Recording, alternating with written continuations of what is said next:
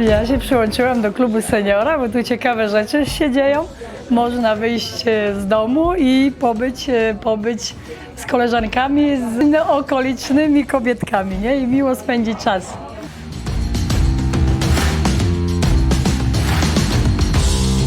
Z tym Anasim a Vincu ma to, jak Pan Bóg stworzył twarz.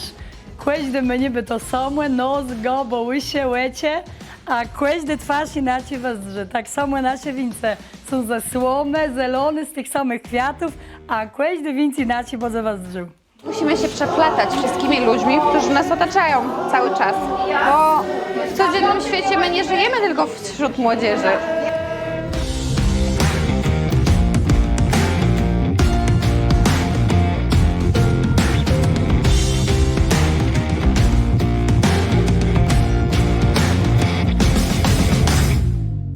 Na zajęcia w klubie Nestor bym poleciła wszystkim emerytom.